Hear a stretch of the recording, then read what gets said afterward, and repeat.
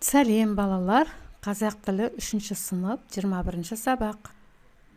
Тақырыбы қыстырма сөздер. Кестедегі сөйлемдерді оқып өзара салыстыр. Сөйлемдерде қарамен берілген сөздерге назар аудар, олардың сөйлемге қандай мағына үстеп тұрғанын байқа дейді.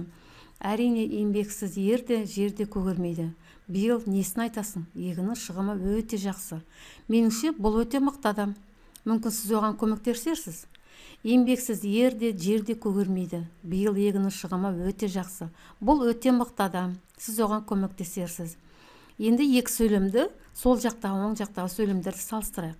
Сол жақтағы сөйлемде әрине несін айтасың? Меніңше мүмкін деген қыстырма сөздер сөйлеушінің әр алуан көзқарасын білдіріп тұр.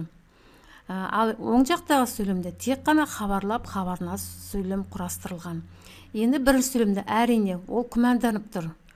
Екіншісі несін айтасың деп қуанышын білдірсе, үшінші ойдың кімнен екенін білдіріп тұрса, төртіншісінде аяушылық. Мүмкін сіз оған көмектесесіз деп аяп тұр. Сондықтан мұндай сөйлемдерді біз қыстырма сөздер деп атаймыз. Қыстырма сөздерге мүмкін, рас, оның ойынша, сірә, шынында да деген сөздер жатады екен. Енді бір қарастырайық. Әрине деген сөз бірінші тұр. Егерде сөздің басында тұрса, оның соңынан үтір қойылады. Несін айтасың? Ортасында тұр сөйлемнің. Егерде ортасында тұратын болса, алдынан және соңынан үтір қойылады. Меніңше деген сөз сөздің басында келіп тұр, жаңа айтқандай, одан кейін үтір қойылады. Және мүмкін деген сөздің бастарында келіп тұр, сондықтан одан кейін үтір қойылады. Сонымен қатар қыстырма сөз сөздің соңында да қойылады. Егер соңында да келеді, егерде соңында келетін болса, оның алдынан қойылады екен. Мінекей бүгінгі біздің өтетін тақырыбымыз қыстырма сөздер. Қыстырма сөздерді сөйлемде қалай келгенін білу үшін біз жаттығуларды орындайтын. Айтыс: сиыр, ат, ит, қожамыз қайсымызды жақсы көреді деп айтысады. Әрине мені жақсы көреді деді ат. Мен оның отынын, шөбін тасимын, қожаның өзі мініп керек жерлеріне барады. Сөз жоқ, қожа мені жақсы көреді деді сиыр. Мен оның бала шағасын сүтіммен асыраймын. Жоқ, мені жақсы көреді деп ырылдады ит. Мен оның барлық мүлкін және сендерді күзетемін. Бұлардың сөзін естіген қожасы: босқа таласпаңдар, сендердің бәрің де маған керексіңдер деді. Балалар, бұл жерде қожамыз дегенде, қожасы деген ол үйдің иесі. Сондықтан осыны түсініп алыңдар. Енді бұл сөздерге сұрақтарға жауап берейік. Айтысқа қандай жануарлар қатысты? А. Қой, сиыр, ит. Сиыр, ат, ит. Б. Ешкі, қой, ат екен. Енді бүгінгі тақырыпта өзі көзретіп тұрғандай сиыр, ат, ит, яғни әсі дұрыс екен. Жануарлар не туралы айтысты? Жануарлар өздерінің әр жануардың өзінің пайдасы бар екендігіне, жылқының, жаңағы сиырдың және иттің, оны өздерің жақсы білесіңдер. Қожасының айтқанмен келісесің бе? Я, келісеміз, өйткені ол кісі жеке бөлген жоқ. Барлығын бірдей, барлықтарында адамға керексіңдер, қызмет етесіңдер. Яғни адамдар сендермен жаңағы үйді асырайды. Осындай мәліметтер айтуға болады. Мәтіндегі қарамен берілген сөздерге назар аударыңыз. Қарамен сөз берілген әрине сөз жоқ. Яғни бұл сөйлеушінің жаңағы әр алуан көзқарасын білдіріп тұр екен. Ендеше бұлар қыстырма сөздер.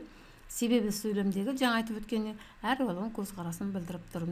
Сөйлемдерді қатесі көшіріп жаз. Жаңағы мәтінде берілген сөйлемдерді жазасыңдар және өздерің осы әрине сөз жоқ, әрине деген қыстырма сөздердің тауып, олардың асын сызып, неліктен тыныс белгісі қойылған, қай жерде және қойылған, осыны өздерің айтып беріңдер.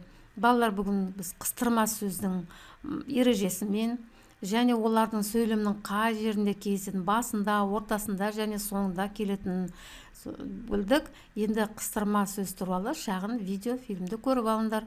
Осымен сабақ аяқталды.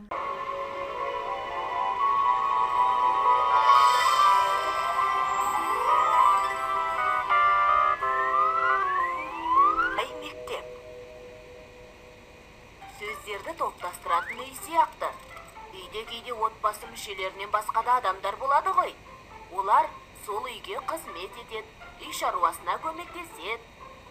Сөйлемде де солай. сөйлем мүшесіне жатпайтын, бірақ сөйлемге қызмет ететін сөздер болады. Қарашы, әрине деген сөздің осы сөйлемге қандай қажеті бар? Егер әринені алып тастаса, айтушының сенімі ойы көрінбей қалатын сияқты. Дұрыс айтасың. Бұл сөз сөйлемдегі айтылған ойға сөйлеушінің қалай қарайтынын білдіреді. Мұндай сөздерді қыстырма сөздер деп атайды. Мұндай қыстырма сөздер көп пе?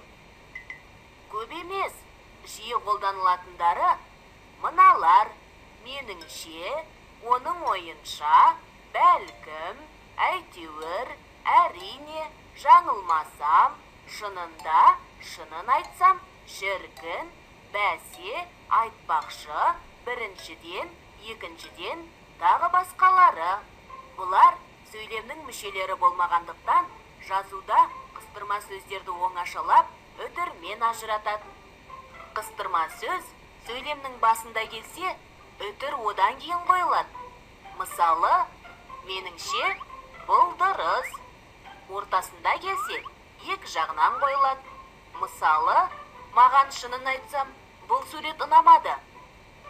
Ал соңында келсе, одан бұрын қойылады. Мысалы, ғарышкер болғысы келетін шығар бәлкім. Үтір қыстырма сөздің бөлмесі сияқты екен. Иә,